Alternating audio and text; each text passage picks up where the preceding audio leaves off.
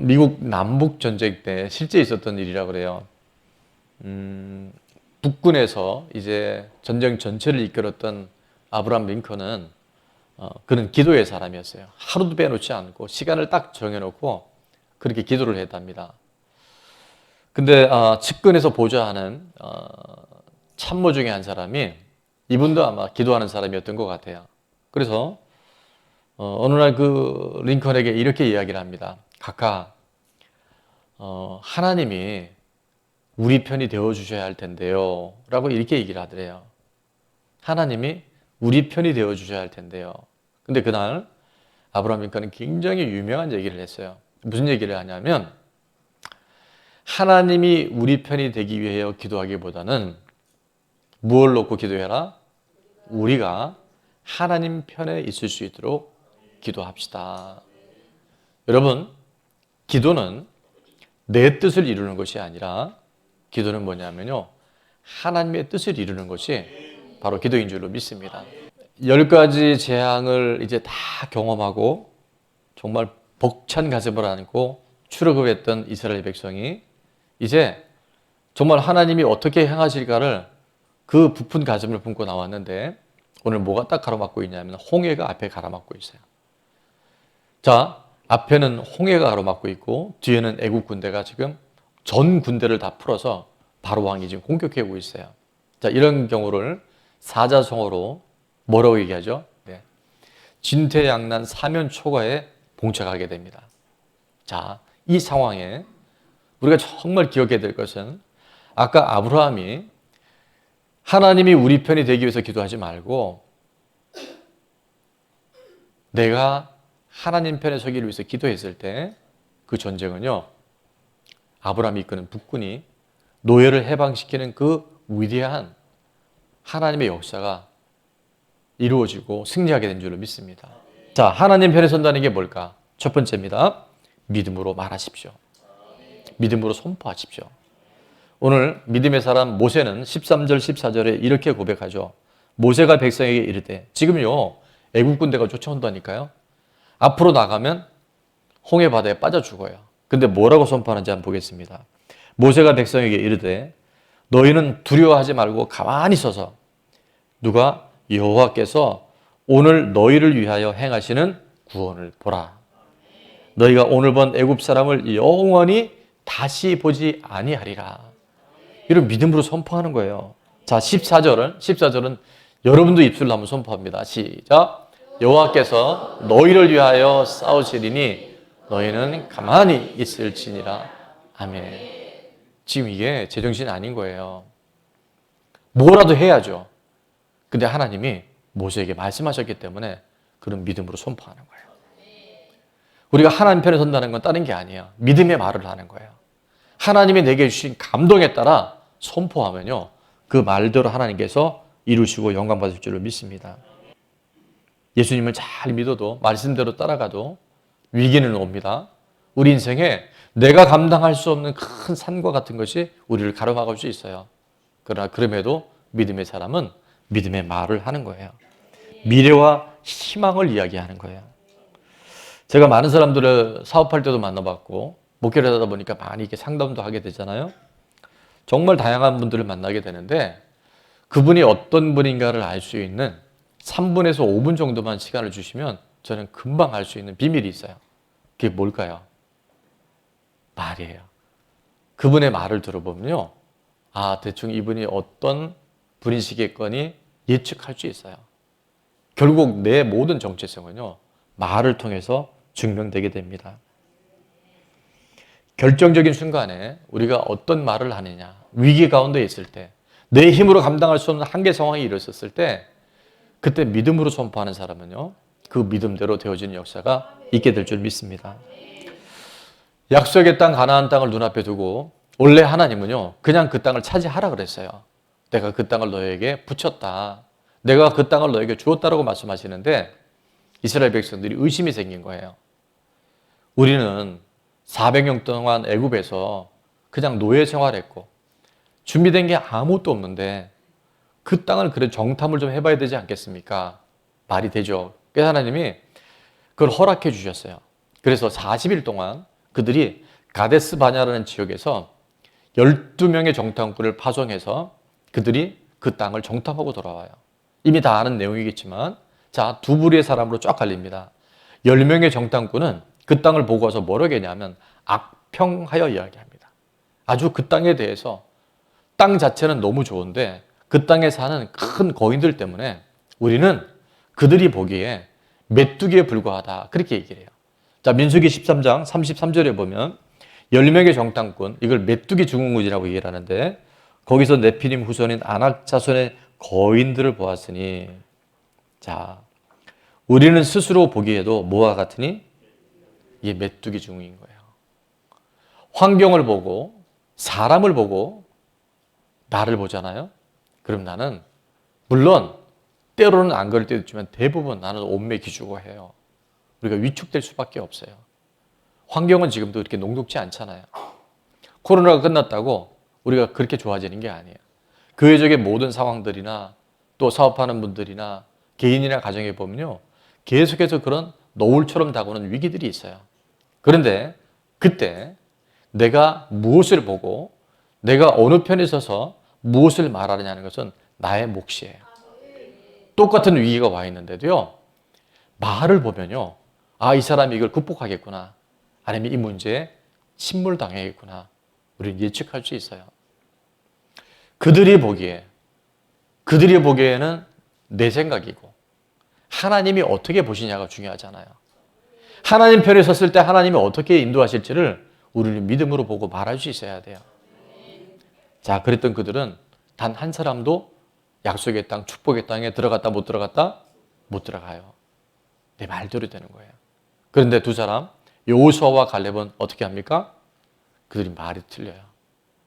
뭐라고 말했냐면 민수기 14장 8절에 보니까 그들은 주어가 달라요. 그들이 보기에 우리는 메뚜기를 했잖아요. 근데 믿음의 사람은 어떻게 말하냐면 누구께서? 여호와께서. 하나님께서 우리를 기뻐하시면 우리가 하나님 편에 서기만 하면 우리를 그 땅으로 인도하여 들이시고 그 땅을 우리에게 주실 것이다. 얘는 과연 젖과 꿀이 흐르는 땅이다 말하고 자, 우리가 그렇게 잘 아는 9절에 다 같이 한번 읽어볼까요? 시작. 다만 여호와를 거역하지는 말라. 또 그 땅 백성을 두려워하지 말라. 그들은 우리의 먹이라. 아멘. 이 먹이가요. 우리 개정에는 이렇게 개역 한글에는 뭐가 되는지 아시죠? 그들은 우리의 밥이야. 자, 따라하면 그들은 우리의 밥이다. 밥은 어떻게 돼요? 맛있게 먹으면 돼요. Don't worry. 환경에 짓누르지 말고요. 현상에 요동하지 말고 하나님이 하실 약속 안에 믿음으로 딱 서서 선포하세요. 내게 능력 주신 자 안에서 나는 모든 것을 할 수 있느니라. 문제가 없다는 게 아니에요. 위기가 없다는 게 아니에요. 그러나 믿음의 사람은 믿음으로 말할 때 하나님이 개입하시고 하나님께서 정말 그들에게 먹이를 주시고 밥을 주실 줄로 믿습니다. 자, 두 번째, 하나님 편에 선다는 것은 너무나 당연한 건데 말씀에 반응해야 돼요. 오늘도 말씀이 선포되어지는데 상당수의 분들은 우리 좋은 나무 교회는 없으리라 생각합니다. 근데 한 귀로 듣고 한 귀로 흘려요. 근데 그 말씀을 잘 담아두고 작은 것이라도 말씀에 반응하잖아요. 그때 스파크가 일어나요. 하나님의 터치가 일어나요. 침울해 있고 눌려있던 내 심령이 소생케 되어져요. 그게 말씀에 반응하는 거예요. 믿음의 말을 하고 싶은데 잘 안 되잖아요. 긍정적인 말을 하고 싶은데 예쁘게 말하고 싶은데 잘 안 되잖아요. 근데 비결을 가르쳐 드릴게요. 말씀이 내 안에 들어오면요. 그 말씀이 내 삶을, 내 관점을, 내가 보는 눈을 말씀이 새롭게 하신 줄로 믿습니다. 자, 하나님 모세에게 뭐라고 말씀하시냐면 오늘 15절, 16절에 보니까 자, 한번 다 같이 읽어볼게요. 시작. 여호와께서 모세에게 이르시되 너는 어찌하여 내게 부르짖느냐?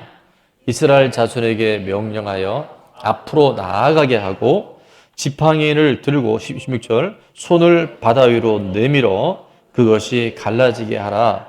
이스라엘 자손이 바다 가운데서 마른 땅으로 행하리라. 아멘. 지금 이 말씀은 우리는 그냥 그때 그런 일이 있었고 실제 홍해를 건넜지 하지만 오늘 이 시간 우리가 홍해 앞에 있는 모세와 이스라엘 백성이 여겼을 때 여러분 이게 얼마나 정말 말이 안 되는 상황일까요? 이게 제정신이 아니잖아요. 근데 하나님 뭐라 그러냐면 또 두려워하지 말고 홍해를 향해서 지팡이를 내밀어라. 여러분 하나님 말씀이 들려질 때 내 생각 섞지 마십시오. 오늘도 여러분의 감정을 섞지 마십시오. 여러분의 경험을 거기다 넣지 마십시오. 하나님 말씀에 아멘하고 반응해 보세요. 작은 것이라도요. 내가 하나님은 언제나 옳습니다라고 인정할 때 그 옳으신 하나님은 말씀을 통해서 우리 안에 역사하셔요. 왜냐하면 말씀이 하나님이시기 때문에, 말씀이 생명이기 때문에, 말씀이 능력이기 때문에, 말씀에는 창조의 능력이 있기 때문에요. 우리가 반응하면요. 그때 성령님이 그 말씀들을 이루어 주셔요. 자, 그렇게 반응했던 모세에게, 이스라엘 백성들에게 21절 어떤 일이 일어났는지 다 같이 선포합니다. 시작. 모세가 바다 위로 손을 내밀매 여호와께서 큰 동풍을 밤새도록 바닷물을 물러가게 하시니 물이 갈라져 바다가 마른 땅이 될지라. 아멘. 모세가 한 건 없어요. 하나님 말씀에 반응했더니 어디서 동풍이 불어오는 거야. 동쪽에서 바람이 확 불어오는데 그 큰 홍해 바다가요 갈라지기 시작하는데 그 짧은 시간 안에 바다 밑이 바닥이 드러나서 어떻게 해요? 마른 땅이 되어서 그들이 뚜벅 200만 명이 걸어간 줄로 믿습니다. 그 일들이 그 수천 년 전 이스라엘 땅에만 있었을까요? 아니요. 지금도 하나님 살아계셔요. 말씀에 반응한 사람들에게는요. 이런 표적들이 지금도 여전히 유효해요. 이해가 되든 안 되든 말씀에 반응하고 순종할 때 기적을 경험하게 되는 줄 믿습니다. 이해되는 것만 하지 마시고요. 이해되지 않아도요. 구속사라고 하는 것은 하나님이 보고 계시고 하나님이 알고 계시고 하나님이 다 듣고 계시고 하나님은 우리 인생의 답이 되시기에 이해되든 안 되든 말씀에 반응하고 순종해 보세요. 그래 저희 교회에 이렇게 많은 표적이 있는 거예요. 이번에 가장 우리가 뜨거운 뉴스가 있잖아요. 이광혁 집사님 지난 6월 1일 금요일 날 감기로 많이 고생하시다가 그날 중보팀에서 이제 본인은 그동안에 장 유착도 치료가 되셨고 우리 교회 와서 어쨌든 병원에 갔는데 매우 상황이 안 좋습니다. 이제 입원하시게 된 거예요. 근데 1시쯤 병원에 가시면서 이제 전화로 기도받고 가신다고 전화를 하셨는데 아마 들어보셨을 거예요.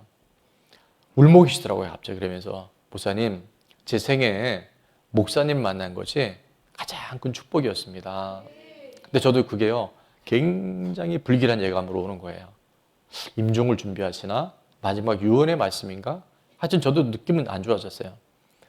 근데 3시에 이제 연락이 오기를 너무 상황이 안 좋아서 숨을 제대로 못 쉬기 때문에 입원을 하셔야 되고 그 다음에 이제 산소 호흡기를 이제 끼고 있는데 점점 나빠진다고 6시가 다 돼서는 중환자실로 옮겨가는 그 상황이 된 거예요. 자, 자세한 내용들은 한 번 더 말씀드리겠지만 그날 3시에 제가 그 연락을 받고 6시쯤에는 이제 자가 호흡이 힘들 만큼의 악한 상황들을 계속 가고 있는데 최악의 상태로 가고 있는데 그때 제가 말씀을 이제 붙들기 시작을 하는 거예요. 우리는 매일 큐티인 말씀이 있고 맥제인 성경을 우리가 읽잖아요. 자, 그날 맥제인 성경이 6월 1일 날 어떤 말씀이 있었냐면 신명기 6장 1절 2절이었는데 이는 곧 너희 하나님의 여호와께서 너희에게 가르치라고 명령하신 명령과 규례와 법도라. 이광혁 집사님이 좋은 나무 교회 와서 예수님을 인격적으로 만난 이후에 가장 큰 변화가 뭐냐면 말씀을 정말 생명처럼 아끼고 말씀을 그렇게 사모하세요. 성경 필사를요 그 짧은 시간 안에 2번을 벌써 했고 지금 3번째 썼는데 요한계시록만 쓰면 된대요. 근데 요한계시록이 그렇게 안 써지더래요. 요한계시록에 무슨 특별한 은혜가 있는 것 같은데 여러분 그 짧은 시간 성경 3번 쓴다는 게 70 중반에 나이 드신 분이 이 손가락이요 이게 완전히 굳은 살이 베길 정도로 그만큼 보세요 명령과 규례와 법대를 그렇게 사모하셨어요. 너희가 건너가서 사지할 땅에서 행할 것이니. 자, 그 다음에 2절은 제가 2절을 그날 하나님 말씀에 이강엽심에 대한 레마로 이렇게 주시더라고요. 뭐냐면 자, 한번 같이 읽어볼게요. 시작. 곧 너와 내 아들과 내 손자들이 평생에 내 하나님 여호와를 경외함. 아멘. 자, 이를 통해서 하나님 이강엽 지사님과 그날 중환자실에 갈 때 아들, 며느리 다 와 있더라고요. 아들과 그 다음에 뭐 누구까지? 손주들에게까지. 평생에 하나님을 경외하게 될 것이며 내가 너에게 명한 그 모든 규례와 명령을 지켜야 하는 것이며 자, 그 다음에 이제 앞권이에요. 읽어봅시다. 시작. 또 내 나를 장구하게 하기 위한 것이라. 아멘. 말씀이 내 안에 들어갈 때 반응하잖아요. 그럼 하나님 역사하셔요. 이게 신비주의가 아니에요. 억지로 믿는 게 아니에요. 말씀이 내 안에 레마로 주어지면요. 말씀이 우리를 생명으로 이끌어 주시고 말씀이 우리를 변화의 에너지로 우리를 솟게 하는 줄 믿습니다. 그래서 그날 중환자실에서 이게 이제 산소 호흡기에서 그 공급하는 양이 있는데 1, 2, 3 이렇게 15가 한계치인데요. 15까지 갔는데도 이게 호흡이 불가능한 거예요. 그러니까 뭐냐면 생명의 불씨가 이제 꺼져가는 거죠. 이따가 결론 부분에 한 번 더 말씀드리겠지만 그날 정말 초자연적으로 터닝이 일어났는데 병원에서는 그랬어요. 오늘 밤이 고비입니다. 오늘 밤을 넘기면 생명이 연장될 가능성이 많지만 만약에 오늘 밤에 고비를 못 넘기면 이제 위험합니다. 그런 상황이 됐는데 다음날 새벽에 제가 눈을 뜨면서 기도하는 중에 이 말씀이 불현듯 지나갔어요. 시편 18편 29절 30절인데 내가 주를 의뢰하고 적군을 향해 달리며 내 하나님을 의지하고 뭐라고요? 담을 뛰어넘나이다. 하나님을 의지하고 말씀을 붙들고 우리 안에 있는 그 담, 넘을 수 없는 담을 뛰어넘나이다. 자, 30절 다 같이 읽습니다. 시작. 하나님의 도는 완전하고 여호와의 말씀은 순수하니 그는 자기에게 피하는 모든 자의 방패시로다. 아멘. 하나님께 의뢰하고 하나님께 피하는 자에게는 하나님이 방패가 되어주셔요. 죽음의 영이 와도요 하나님이 막아주셔요. 믿으실 수 있기를 축원합니다. 그러는 중환자실에서 이강엽 집사님 만났는데 평소 때 성경 필사하면서 붙들었던 말씀을 얘기하시는데 시편 102편 24절이에요. 나의 말이 나의 하나님이여 뭐라고 되어 있어요? 나의 중년에 나를 데려가지마. 이거를 필사하는 중에 붙으셨다는 거예요. 지금 중년이잖아요. 이제 100세 되니까. 오늘도 이 말씀 붙는 분들에게 우리 좋은 나무에게는 중년에 불러가는 일을 얻게 될지어다. 아, 저 일찍 죽고 싶은데요. 그런 말 하지 마시고 여러분 우리가 믿음의 사람들이 오래 건강하게 살면서 복음을 전해야죠. 많은 사람들이 기도해야죠. 계시록 1장 3절은 이렇게 말씀합니다. 이 예언의 말씀을 읽는 자와 듣는 자와 그 가운데 기록한 것을 뭐하는 자는 지키는 자는 복이 있나니 때가 가까움이라. 마지막 하나님 편한다는 것은 영적 지도자의 관계가 좋아야 돼요. 이게 비밀 코드예요. 오늘 31절 말씀해 보니까 이스라엘이 여호와께서 애굽 사람들에게 행하신 그 큰 능력을 보았으므로 백성이 여호와를 경외하며 여호와와 그의 종 모세를 믿었더라. 이런 말씀은요 읽고 듣고 지키는 것이 말씀인데 말씀을 대언해주는 하나님의 사람, 영적 지도자, 우리로 말하면 저와 셀리더와 선생님들에게 여러분 좋은 관계를 유지할 수 있도록 관계 맺기를 해야 돼요. 이 핫한 거라 이제 또 우리가 빼놓을 수 없는 것은 그날 이제 중환자실에 있었던 일인데 아까 말씀드린 것처럼 이 산소가 15까지 공급이 되는데도요 전혀 이제 숨을 못 쉬니까 병원에서는 이미 사망에 가까운 그 진단이 지금 내려지고 있는 거예요. 저도 그것이 얼마나 급박한지가 체감되는 게 오더라고요. 근데 철야 예배 때 우리 같이 함께 기도했고 제가 이제 10시까지 중환자실에 면회가 쉽지 않은데도 이제 특별하게 좀 예외적으로 담임 목사라는 말씀을 드리고 이제 그 출발을 하고 가는데 나중에 이제 중환자실을 통해서 들은 얘기가 거의 숨을 못 쉬고 불씨가 꺼져갔던 우리 집사님께서 간호사들이 그 얘기를 했대요. 목사님이 오신답니다. 이 얘기하면서 저 조심해야 되는 게 이게 교주가 되면 안 돼요. 제가 목사님이 오신답니다 그랬더니 갑자기 이광희 집사님이 얼굴 화색이 돌더래요. 그리고 숨을 이렇게 좀 쉬시더래요.